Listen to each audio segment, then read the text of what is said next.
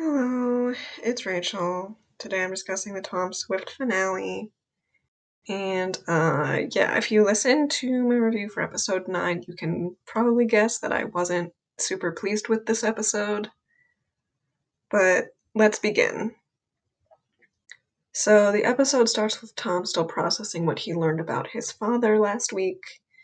And after attempting to distract himself, and none of his methods seem to be improving his mood, he suddenly has the thought that he needs to talk to Justin and apologize for his behavior. And after the way things ended last week, I am so glad that Tom was willing to admit that he did use Justin, because he really just brushed it off when Justin confronted him with that claim. And I really like that Tom made the connection that he was treating Justin in a similar manner to how his father treated people, and that, like, he wasn't appreciative for what people did, and he would just call them when he needed their help and then ignore them after. And just the fact that Tom was willing to make that connection and acknowledge that it was basically him being like, I'm going to break this cycle of my father's and not behave in the way that he did. And then on top of that, I really, really deeply appreciate that when Justin admitted that he fell for that fake text from Susanna, that Tom didn't get mad. Like, he was just like, oh shit, Susanna did that. And then he was like, thank you for telling me about this. And then the conversation ended because Tom had to take care of whatever Susanna planned. So obviously he realizes Susanna has some kind of negative plans for this event that's happening at Swift Enterprises, where people from the general public have come. So since Susanna has that tech that we were talking about in last week's episode, he correctly presumes that Susanna has done something to this tech to sabotage it. And so he basically pulls all the samples from the floor so no one can test them. But unfortunately, Lino has already tried one out. So Tom finds Lino screaming and just in a bad state because the tech has triggered a traumatic memory. So as Tom calms him down, he has the realization that Susanna hacked this tech so it would specifically target trauma and play traumatic memories on a loop. And it's so, I truly don't have words for like how demented this is. Like, Susanna's like, I need to prove tech is evil. I need to make people see that tech is evil. So I'm going to corrupt this tech from its intended use so it will traumatize people. Like, it wouldn't have done that if you hadn't forced it to do that. Unhinged behavior. You're sick in the head, Susanna. Get therapy. But of course, since Lino's the only one who used the tech, so this first plan of Susanna's didn't work. But of course, she had something else up her sleeve, and there was a commotion downstairs. So food at this event has been poisoned, and the doors to exit the building have been covered in some kind of toxin. And in this chaos, one of Susanna's trusted bodyguards, assassin, I don't know exactly what to call him, but someone involved with the road back attempts to grab Lorraine. But Claire stops him, and she uses that lip balm that she'd been drugging Lorraine with. And look, okay, I know I've been hating on Claire a lot because the fact that she's been drugging Lorraine repeatedly is pretty fucking vile. And just other things she's done to ensure she stays CEO. Like, she's been behaving in ways that are pretty reprehensible. But I have to give her props for endangering herself to save Lorraine. Because I think in a twisted way, she actually does kind of genuinely think of Lorraine as a friend. But like, I'm glad she got caught because she needed to stop drugging Lorraine. But yeah, back to what else was going on with the event. So Tom creates an antidote and he gives it to everyone who consumed any of the food. And the crowd is initially furious with him, and they claim that he hurt everyone on purpose. And Tom gives a speech that sounds really nice on the surface, but if you scratch beneath, even just a little, it's like super embarrassing because Tom's trying to make the case that he's one of everyone else. And it's like, dude, you're literally a billionaire. Like, you do not have to face the vast majority of the struggles that everyone else here has to face. And also, I have to laugh that he was literally like, we can use this tech to like create a hive mind, basically, and figure out what the toxin is. And he's like, we all have to work together. And then he just stands there while other people use the tech to figure out how to disable the toxin. And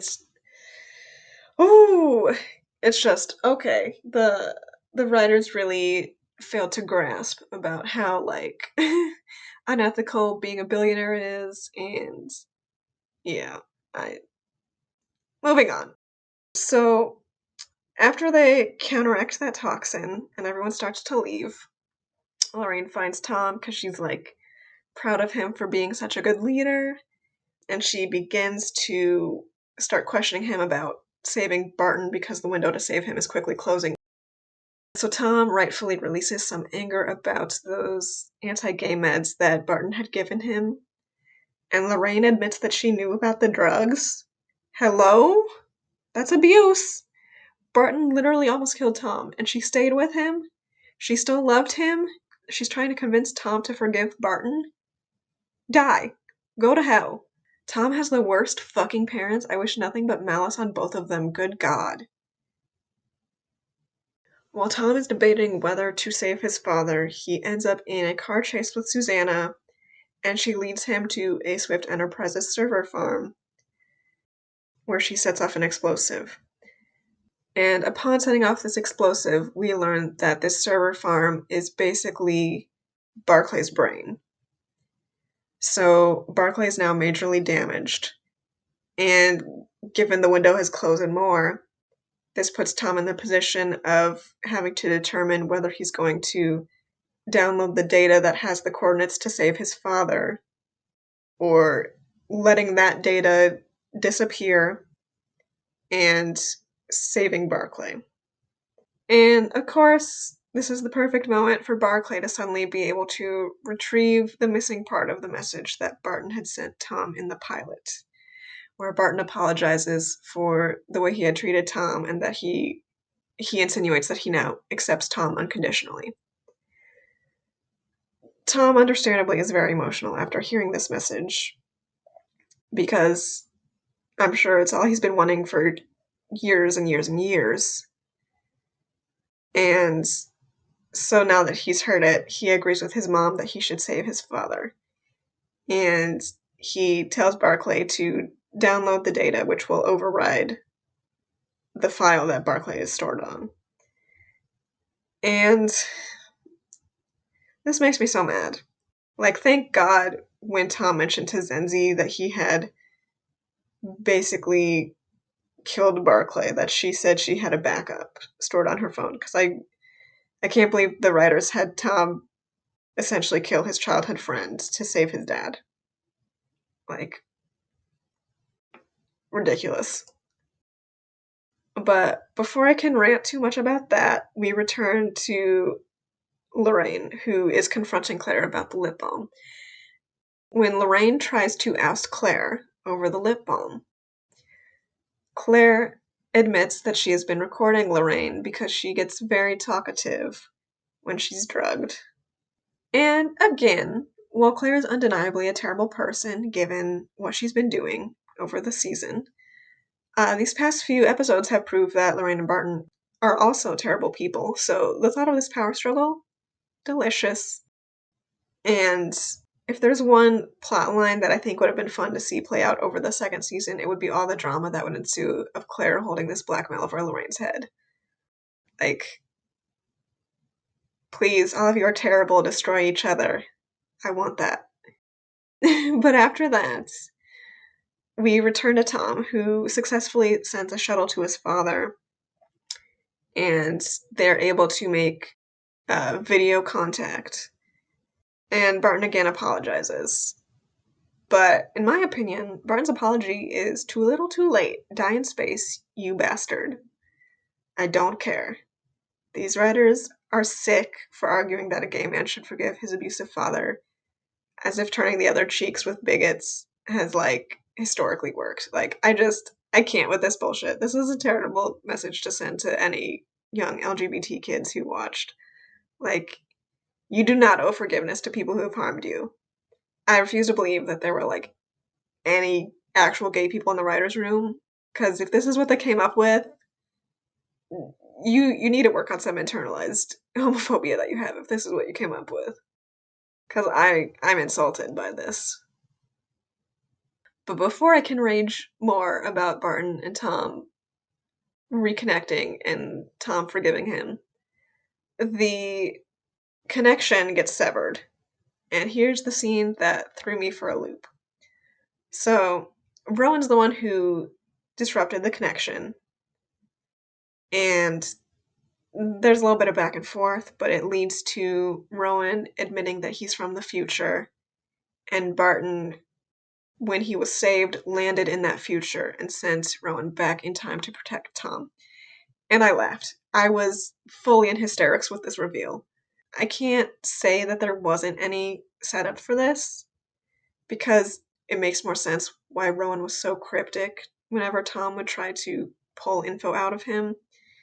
And it also recontextualizes episode 8 to make a lot more sense, because Rowan claimed to be related to that scientist that he had asked Tom to help save the life of.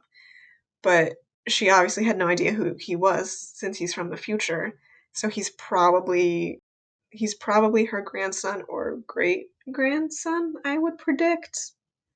And then, like, because Tom and Rowan emotionally bonded in that episode, and Rowan admitted to having been born in Kenya and implying that he wished he grew up there, that's what causes Tom to send this scientist to Rowan for her protection. But because he sent her to Kenya, that implies that Rowan was born in Kenya because of Tom's decision.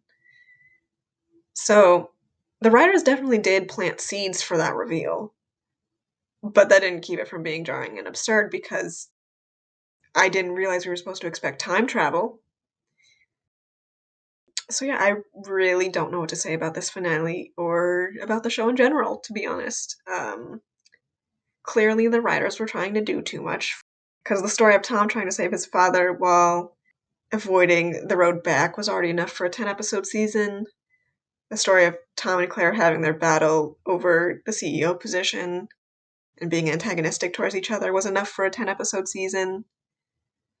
But then they also threw in Lino developing his powers. They also threw in Lorraine being part of this secret society that wanted to create a utopia for Black people. And now they add in time travel in the literal last minute of the show.